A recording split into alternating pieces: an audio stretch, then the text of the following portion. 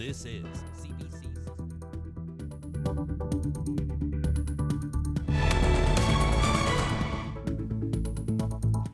It is Thursday, November 20th, and the CBC Saskatchewan News starts right now. I'm Ethan Williams. Thank you for joining us. A Saskatoon judge has sentenced the former head of a private Christian school teacher guilty of assaulting his students. John Olubobokun will serve a conditional sentence in the community, but the courts aren't done with him or other members of the school just yet. Jeremy Warren has our top story. John Olubobokun finished one trial just as his second is about to start.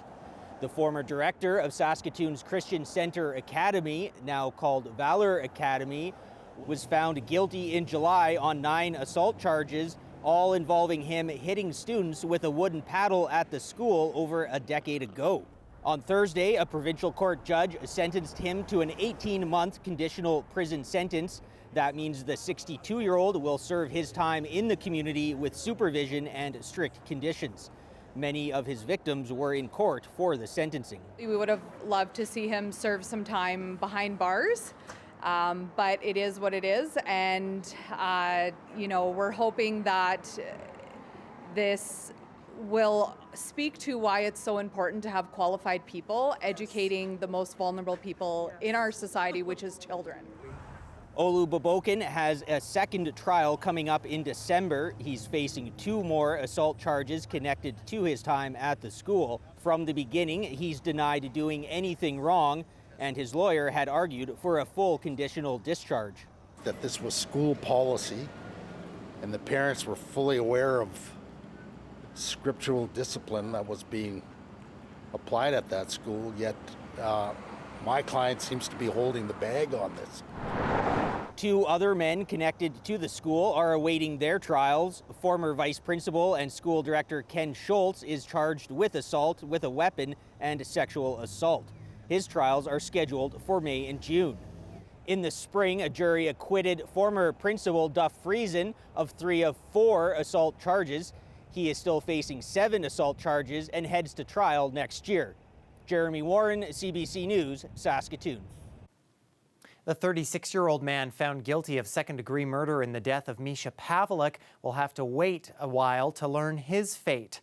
Sentencing began Thursday for the man, but both Crown and defense lawyers have requested a series of tests to be done ahead of his sentencing, including a psychological and psychiatric assessment and a Gladue report, which requires the judge to consider the unique circumstances of Indigenous offenders. Justice Catherine Dawson has pushed the sentencing hearing to next spring. The Crown is seeking an adult sentence. The man was 17 at the time of the murder, which happened in May 2006 at a campground near Regina Beach. And after 2 days and hours of proceedings, a judge has also reserved his decision on whether accused highway shooter Chris Fallman can be released on bail. Fallman is charged with second-degree murder in the fatal shooting of Tanya Myers on Highway 39 near Weyburn in September. Around a dozen people filled the gallery of the courtroom at Weyburn Court of King's Bench Thursday. Fallman's lawyer says he understands this is a serious case that requires time, but hopes his client will be treated fairly. Mr. Fallman deserves the presumption of innocence. There has been a lot of misinformation about this case that we expect will come out as this moves to trial.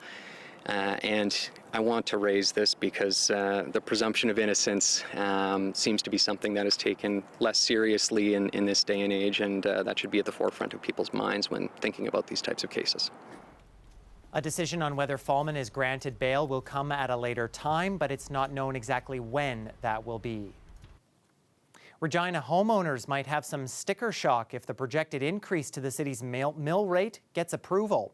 City officials are forecasting an increase next year of 15.69%. That would be more than double last year's historic increase and would mean another $33 spent on taxes for the average homeowner each month. The city says the increase is needed just to maintain current services. We've got a lot of aging infrastructure and we haven't kept up. And as Darren indicated, that bell is now being rung. And it's going to take some concerted effort and some dedicated focus to get us back on track, because without that dedicated infrastructure, it's going to be difficult to grow the city in a positive way. The mill rate is only a forecast. The official rate will be determined next month when City Council debates its budget. Next door in Alberta, the provincial government there plans to allow doctors to work publicly and privately in an effort to reduce wait times for some surgeries. Sam Sampson shows us the Premier's message and some questions it raises. This greatly benefits everyone on surgical wait lists. In a 7-minute video, Alberta's Premier promises a solution to surgery wait times in the province. As healthcare shouldn't be about blind and outdated ideologies or politics. Danielle Smith says surgeons should be able to do both public and private work. That doctor could also perform an additional 200 or 300 more surgeries for patients who can afford to pay for the cost themselves. I think people are actually overworked right now, and burnout feels like it's at an all-time high. So I don't know how much capacity there is to add on extra work. Their surgery day. Paul Ryan was one of 80,000 Albertans on the list for an elective surgery. The 46-year-old waited 2.5 years for his hip replacement, and he says he would have paid to get it sooner.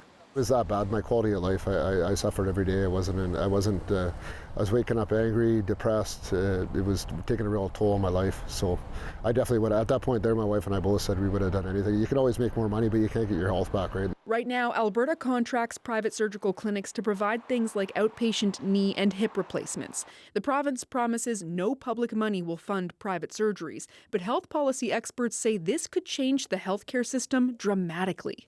This has never been done before. Fouffard worries the new system would actually drain public resources since there could be more money in private surgeries. He's also concerned about a possible two-tiered system. Are we comfortable as a country with the fact that we have two parallel streams and that some people with additional means can gain access in a way that the rest of us cannot?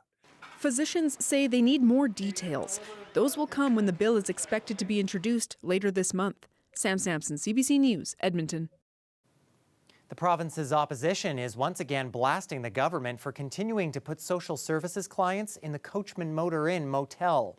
The Regina Motel had previously come under fire after numerous reports of bug infestations and drug use in its rooms. The NDP says emails it has obtained show social services officials recommended the government stop using the Coachman as early as July 2024. But the Minister of Social Services says the Coachman is still considered an appropriate space for clients. If I can find some time in my schedule, I'd be more than happy to go visit. I've heard the reports, but again, that property has passed its most recent health inspection, and if there are concerns when it comes to pests, those concerns should be brought forward to public health and they can follow up. Take that hotel off the list. Stop putting vulnerable people in a hotel that is infested with bugs and drugs. Show some leadership. This is just not acceptable. The last health inspection was conducted at the motel in late August, according to the Saskatchewan Health Authority. The opposition tells CBC it has conducted casework for social services clients put up in the motel who have experienced poor conditions. Canadian leaders have signed a deal to drop barriers on interprovincial trade. This is the largest red tape reduction in Canada's history, and it's just the beginning. Now, we've got to capture this momentum as we continue to build strong Canadian economy with free movement of all goods and services at its core. That's British Columbia's Minister of Jobs and Economic Growth announcing the deal Wednesday. Trade ministers from every province, territory, and the federal government signed off on it. The agreement will take effect next month. It applies to thousands of products, including clothes, toys, vehicles, health technology, and industrial products, but excludes food and beverages, including alcohol, and other products and services that are separately regulated. The deal could still be expanded in the future. Meanwhile, Federal Finance Minister François-Philippe Champagne was in Regina Thursday to promote his latest budget. His big points for Saskatchewan: supporting infrastructure and energy. Canada is seen as a very stable, predictable, reliable partner. And I can tell you with Premier Moe, we have had a number of discussions how we can promote Saskatchewan and our uranium from Saskatchewan as key to support nations who want to develop their nuclear industry. Champagne says critical minerals will hold the same value as oil did in the 20th century. And because Saskatchewan has a strong background in refining, he says Canada can become its own best customer when it comes to trade. Well, even though the snow is still on the ground in Saskatoon, at least the sun is finally out, and at least it makes the snow look prettier. The city got about 5 centimeters from that dump early Wednesday, but there is still hope it'll melt away soon enough. Riley Lachuk brings us the details in his forecast after the break.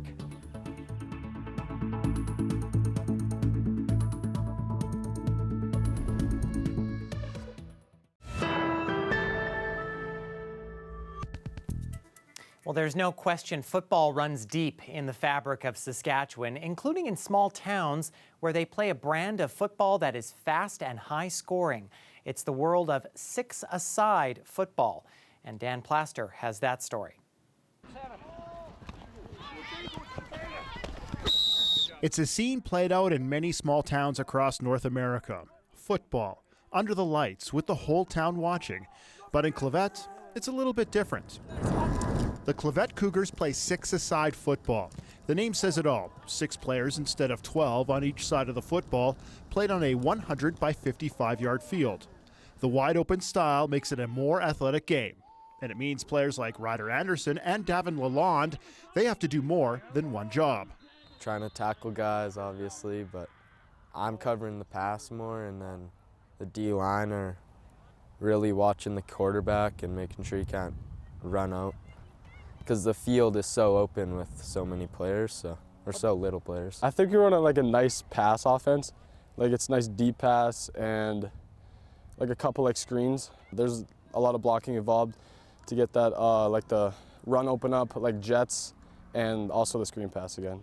Six-a-side high school football is played in Texas, Oklahoma, Kansas, and a dozen other U.S. states. While in Canada, Saskatchewan is by far the leader with over 40 schools participating. Cougars head coach Sean Priel says if it wasn't for this style of football, many kids wouldn't have an opportunity to play. Whereas in some schools and in some different provinces and such, if you have just 12-man programs, you're not going to be able to involve the smaller towns. Playing football in small town Saskatchewan can be a pretty big deal. Full stands, rivalries between schools and towns, and a chance for the players to become leaders in the community. If you play for the high school team or even just play football, you stand out, can be a leader in school. I mean, it's great. There's a lot of people, there's a lot of parents that come out, like kids, students, and other people outside of Clavette, and the stands are usually packed here. The importance of six-a-side and nine-a-side game is recognized by the next level of football. Players dot the rosters on the 4 post-secondary teams in the province. University of Saskatchewan Huskies head coach Scott Flory says if it wasn't for these opportunities, hundreds of players wouldn't get a chance to play football. You look at Daniel Weeb from Rosedown, you look at John Stoll out of Melville, you know what I mean? Those guys aren't playing if they're not playing 6-man and 9-man football. Now that means they're not on our football team. And so it's a huge thing that we have in this province. Six-a-side football is an attitude of its own. Faster, wide open, and more scoring, and the players love it. I saw one of the kids with a t-shirt last week. It was 6-man football, said half the players, twice the athlete. And I thought that was a pretty good indicator as to the way the game is. Dan Plaster, CBC News, Clavette, Saskatchewan. And there is one more big game when it comes to football in our province this season. The Vanier Cup, featuring the University of Saskatchewan Huskies, kicks off Saturday afternoon. And the Morning Edition's Adam Hunter caught up with linebacker Seth Hundeby to hear how he's feeling. I'm here with Huskies linebacker Seth Hundeby. Seth, congratulations on getting to the Vanier Cup. What does it mean to be here as a Husky player playing in your home province? Man, it's pretty special. We talk to the guys every week and be like, how long do you guys want to keep playing together? And I feel like that's a big driving force, and that in combination with it, we all want to win. We all want to win a Vanier. I feel like that's really been a big driving force, like I said earlier, of just getting here. And I'm so excited that I got to maximize my amount of games wearing the Husky S and whatnot. So I'm just overall super excited to play another football game. You had a decision to make. You could have played professional this year, right? You're drafted by the Riders. You decided to go back. Does this cement your decision, being able to play in this game? Yeah, Relatively, yeah. Like whether or not like the Huskies were going to do well, I knew we were going to have like a stronger team, but you never know how football is going to go. So the schooling was a big contributing factor to that. And I'm really like looking back on it, I'm happy with the decision I made. I think it's just going to work out the best for me in the long run. And so the fact that we got back to another Vanier, it does make it a pretty sweet decision as well. And look ahead to your potential professional career. What was it like watching the team that owns your rights win a Grey Cup last week? Man, it was so cool, especially like being a Saskatchewan fan, them winning the Grey Cup's awesome. But actually getting to know some of the guys in like the short period of time I was with them, man, it just made me so happy seeing those guys succeed and them celebrate. I was just over the moon for those guys. What does that do for your team and yourself to see that happen just last weekend? Yeah, no, you know, obviously, like we're focused on our game and whatnot, but it's always fun seeing a Saskatchewan team win. What's the key against Montreal? You know, like they have a lot of good athletes, and I feel like we have a lot of good athletes. So I think it's going to come down to execution and want and just flying around to that football and making plays. Seth, good luck. Thanks for this. Yeah, awesome. Thank you so much. And you can listen to that interview and more on a special edition of the Morning Edition Friday from 6 to 9 a.m. live from Mosaic Stadium ahead of the Vanier Cup. And of course, you can watch the game wherever you stream CBC on Saturday at 1 o'clock.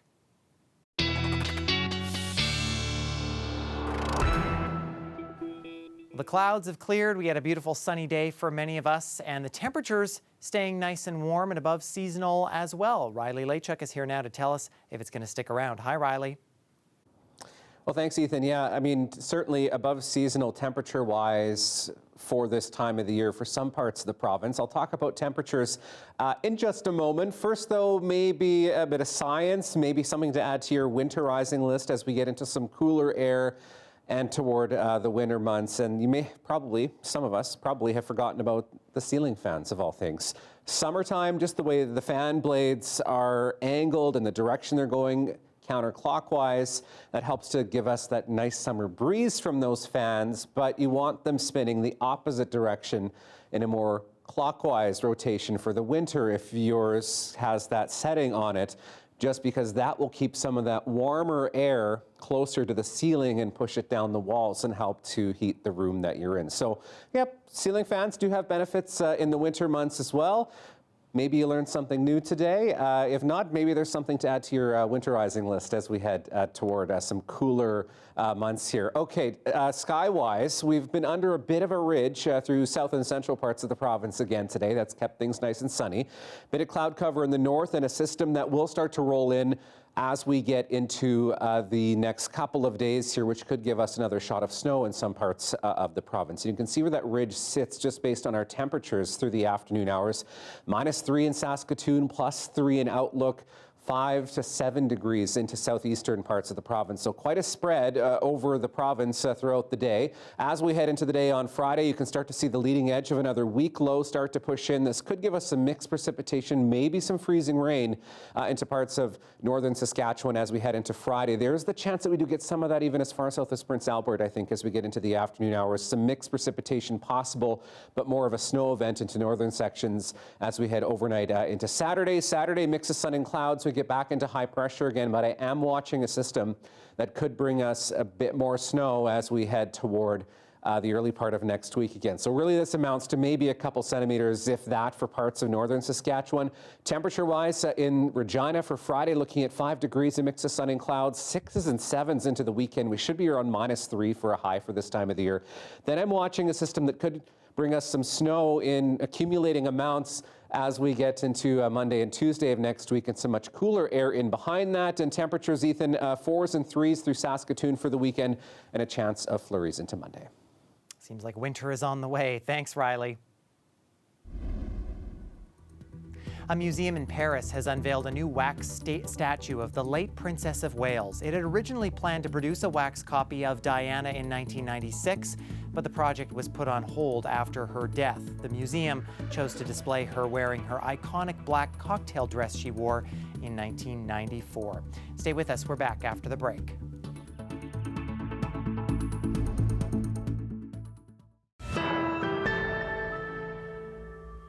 Well, you may have heard the rumors about an interstellar visitor to our solar system.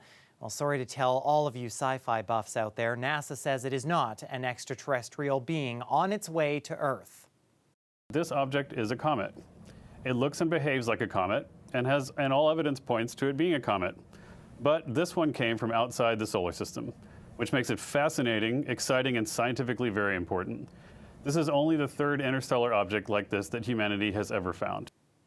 NASA unveiled close-up pictures of an interstellar comet that's making a quick one-and-done tour of the solar system. Discovered over the summer, the closest it'll come to Earth is about 269 million kilometers in mid-December. It'll then hightail it back into interstellar space, never to return.